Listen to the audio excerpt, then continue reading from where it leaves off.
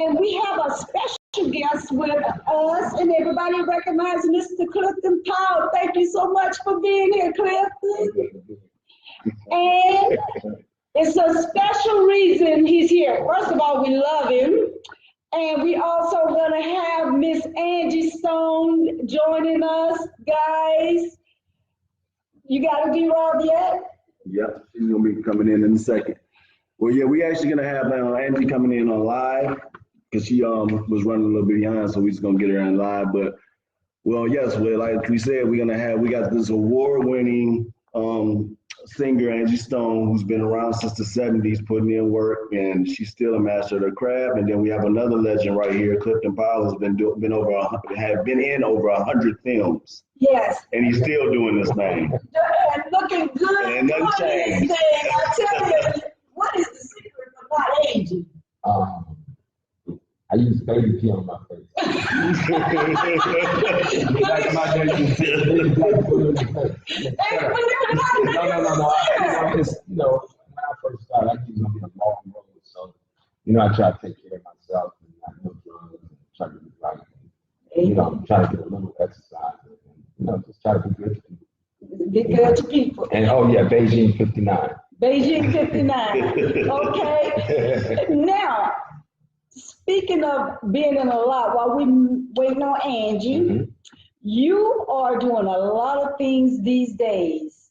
One of them being Saints and Sinners. Tell us a little bit about your role in Saints and Sinners. I play a nefarious character named Rex Fisher. Yes, you do. He's just a small time hood, and him and the pastor were best friends coming up. And Saints and Sinners is a spinoff of the Under Shepherd. So in Under Shepherd, I played like a pastor that couldn't preach, and so I guess they wanted to bring in the element of Cuddy being like that tough guy I played in Dead President. So Rex Fisher is kind of like a protege of Cuddy, and he just one of those cats that got caught up in the streets. And in a TV series, if you do it long enough, you can see characters grow and maybe develop, and maybe Rex Fisher / Cuddy might get out of the streets and turn his life around. So we'll have to see. We definitely have to see that. I love the characters you play. You're never a wimp. Never. And I don't know about that. I play some pastors, I play some lawyers and stuff, But they never were wimpy. No, they haven't been wimpy. Even as playing the dad and the brothers, and Morris Chestnut, you said, boy, you better, I'm still your father. I'm like, you better show me. Oftentimes, when you get a script, you read it, and either the writer, some stuff that I've done, like the brothers. The writer was one of my cats out of Detroit, and he felt like I was old enough and younger looking enough to play the father, so the girlfriend could have gone out with the dad. And, it's just the way those characters are written, and I just try to, bring the life to the character. I don't do anything special, just try to find, the real belief in the character. Yes. Method acting. For those who don't know, this is my coach right here, my mentor, and the person that's kind of keeping me going in the acting. You know what I mean? Like I said, I thank you. I appreciate everything you do for me, man, and having my back. And one thing I can tell you that everything he told me to study, I studied in the first 2 weeks. Everything, all the books he told me to read, I read them. All the stuff he told me to study, it was knocked out in the first 2 weeks. So that's how hungry and serious I was, and still am about it. But tell them some of the stuff that you have going on besides Saints and Sinners that's upcoming. I don't have nothing. Tell them a story, I'm down here doing Saints and Sinners, and Saints and Sinners just finished. So really now I'm just auditioning, but I'm trying to, segue into producing. I'm not necessarily sure I want to direct, because I come from the old school, and some of these young people are just not respectful enough and they don't work hard enough. So I'm really trying to really decide if I really want to direct some, because I don't have the patience. But that's really what I'm doing. I'm developing some scripts, and I'm going to start, at some point, I hope before the end of the summer, teach classes. And ultimately, I want to open a school down here, because I think there's a lot of talent down here that's untapped, and a lot of talent down here that's being trained the wrong way, So like Dion will tell you, I'm really, I start with the fundamentals of acting and teach the same foundation, when he talked about the method the Stanislavski system is the method. Right. Robert De Niro, Al Pacino, Meryl Streep, Angela Bassett, Viola Davis, Denzel, Sam. We all study the same system, and I think Taraji, I think we can, the quality of their work is just on a whole nother level. So I would love to be able to bring that down here to Atlanta and then maybe to DC and, some other places. Amen. Amen. Now, you said something very interesting. You said you don't know if you have the patience with some of the up and coming actors, and that's what they have to learn, respect, to come to film, especially in Georgia. People are not taking us serious because they say we don't want to invest in our career by taking acting classes and by listening. And I definitely hope you bring acting classes here. Definitely hope you direct, because I'm going to shoot you some scripts I got, I'm like, hey. It's just challenging to, try to get through to even this guy right here. When my first couple of classes, he's a big guy and he's tough. And I think from being around me, he realized the kind of grind. Even, and he's one of my talented students. And he did a scene from A Mice and Men. It was like riveting, had us all crying. But what I try to teach my students, so when I teach my next class, it's gonna be a little differently. I'm gonna teach it a little different, and I'm gonna set up the boundaries a little differently because I want, the people to understand. You see me now, but you didn't see the 20 years of, struggle that I put in, being homeless. I've been homeless 4 times. I lived in a rooming house in New York. I struggled. I used to be a back waiter. I used to sell old clothes at the swap meet. I've done telephone sales. I've done receptionist work. I worked at Covenant House. I've put a lot of work in, and I kept training. I kept studying. And so I'm just trying to share with, guys like him and all of my other students and all the new students to come, the type of dedication you have to have if you want to make, a living in this business. It's a lot easier now because there are more outlets, but then there needs to be a training apparatus down here in Atlanta because it's an influx of new people. And I think some people teach improv technique. Yes. Yeah. Some people teach scene study. Some people teach how to audition. But if you don't have the fundamentals, you're not going to get much, anywhere to the next levels in this business if you don't have the fundamental training. So that's what I'm going to try to do. Yes, and that's what we fail to realize. You got to go step by step. You got to learn the basics and build from there, and you got to put the work in. So, do we have Angie showing yet? Well, Angie, when you come in, let me know. We need you to say some comments so we can bring you in. She's just not learning how to do this type of stuff. I'm gonna tell you guys, while we waiting on Angie, it's a reason we waiting on Angie. These two to my right, they finna get their feelings hurt on the 26th. They're actors, and of course, I am a writer, and it's actors versus authors celebrity ball game for the Girls Who Brunch Tour. Yes, which is being hosted by B103 and Zane, the Arthur Zane is putting this together. It's for the young girls that have been, going through different challenges, and also girls that's just coming up doing that with extremely great talents and getting noticed. So they've been doing a tour. They started last year, and this is the second year having in Atlanta, and just having a whole big weekend with the gala. You have the celebrity basketball game, then you have the award ceremony. So it's going to be a real great weekend from girls ages 9 and up to like 16, 17 years old. I'm just glad I'm not playing. I'm playing crazy. I was like, you can play. I'm like, no. You don't want to see it. I barely get up and run to the path. And I told him, I said, I don't like to coach either because I tried to coach Shaq and then one time. I said, Shaq, I think I'm going to take you out for a minute. He said, really? You know what? I'm going to keep myself in. I was like, you know what? I don't even think I need you. So I told Dion, I was like, Dion, listen, man, I'm not coming up there to coach and fight with these guys. So y'all just go in and out when you feel like it. I'll be a coach, not proxy. Like, Shaq, this should be fun. It's all right. It's all the name of the fun. It's all for a good cause. And thank you for giving back to the community. I know they appreciate it. I went last year and I had fun. I'm gonna be sitting on the sideline. You're not playing at all. Oh no! You never wrong me about that. My playing days is long too. I stopped all that foolishness 40 years ago. You know, I think it's important to give back and you know, keep one foot in the community, you know, because I know I came out of the hood and so many people would come and do celebrity games for us and, you know, then food drives and all kinds of stuff. So, you know, when Dion called and said it was, you know, a charity event and for the young people, you know, I try to make myself available. Yes, that's good. Yeah, I think I'm going to do some coaching too with him this year. I don't know if I'm going to get out there on that court because I didn't get a chance to really condition like that for basketball, you know.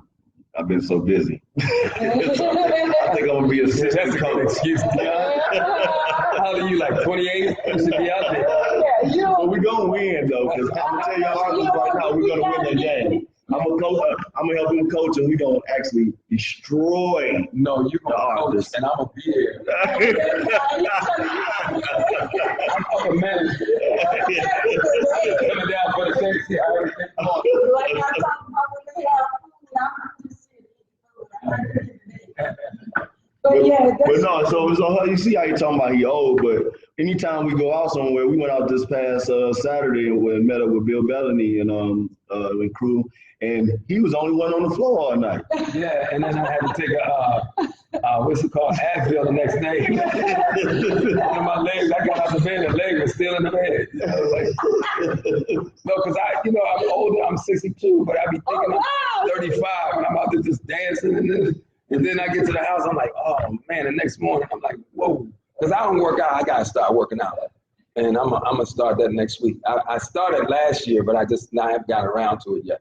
So I'm gonna start working out next week. Next to him, he just said he was 62. He has no wrinkles.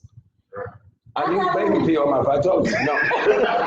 No, really, honestly, I use Vaseline. I use Vaseline on my skin. And really, the real funny thing is, like I said before, I knew it was going to be a long road for me when I got to New York. Sam Jackson was there, Denzel, Charles Dutton, all those guys were in front of me, Esapatha Murkison. And I knew I had to take care of myself, you know, and in Hollywood, you really, you know, you are who you are when you walk in that room. If you walk in that room busted and broke down, they don't want to hire you, you know. So, you know, and then at this point in my career, I have to reinvent myself. So I'm gonna grow my hair back and I got to keep myself in shape. And I really do have to start working out. So it's really funny because I'm blessed to you know, I'm aging well, but it's a part of my job, and I try to teach my students that, you know, how you eat and watching your intake of alcohol and drugs. And luckily, I had the discipline that I didn't do drugs, you know. Amen. You know what's funny?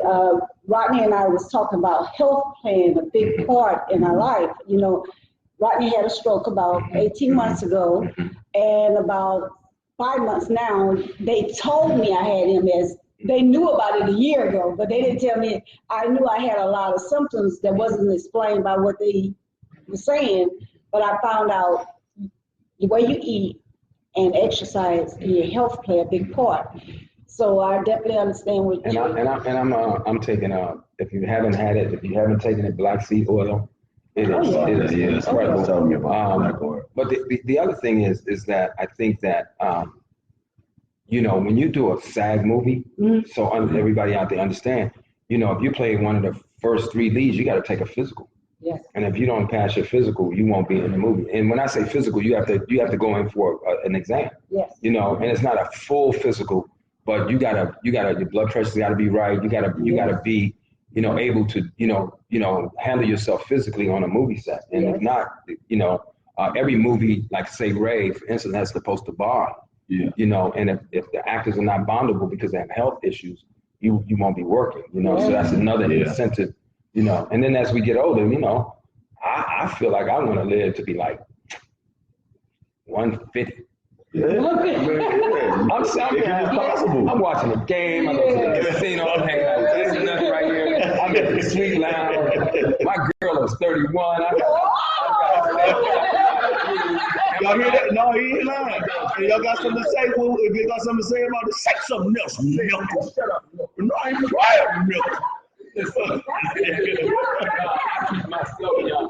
But the thing is that, you know, the real bottom line is, and we joke and have fun, but, you know, it's really like, age is just a number to me, you know, and at the end of the day, I think you just have to understand. We got the Cooler Games right next door.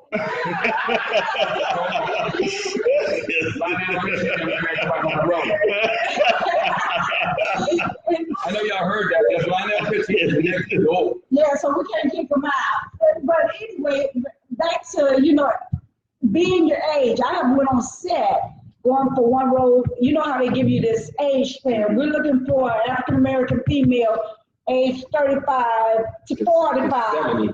But look, when you walk in their door, you better be looking 35. They'll tell you that high end, but you know. It's really, you know, I think we're moving into an age too where people are taking better care of themselves. And, you know, I think the real bottom line is that you can add 10 to 15 to 20 years of your life if you change your diet. Yes. And you know, put more vegetables and fruit and lean meats. And you know, there's a book that everybody out there should get called Eating with Mother Nature by Dick Gregory. Oh, yes. And you know, Dick Gregory used to be, what, 350 back in the day?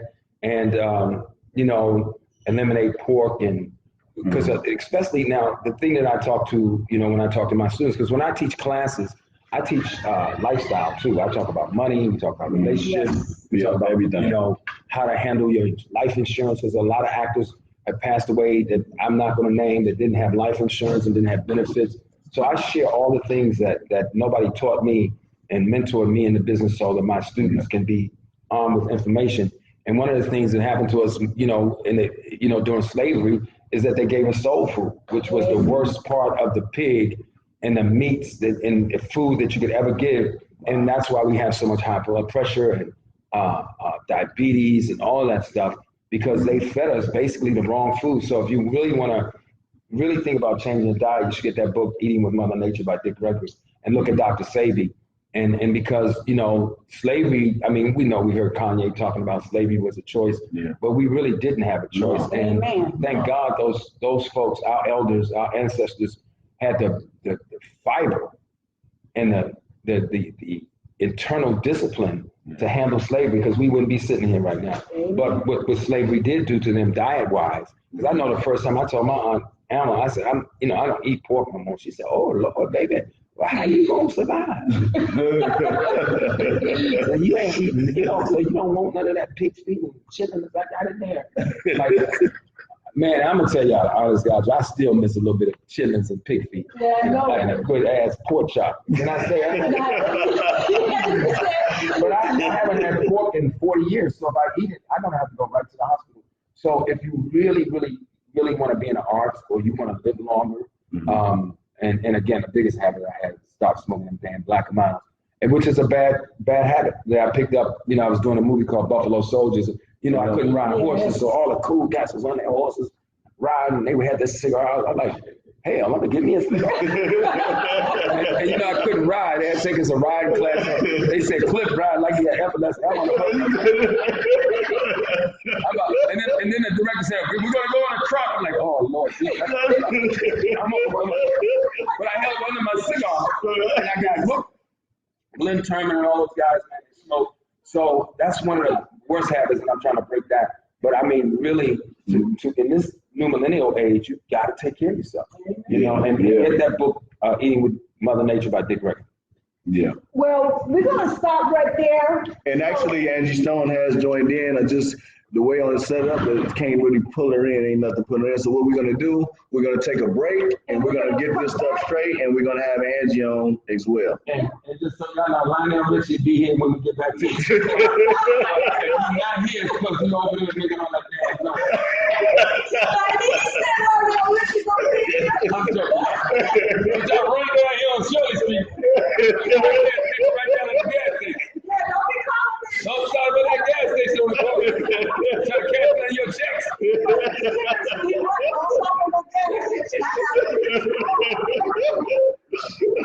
All right, y'all. We'll be back in a minute.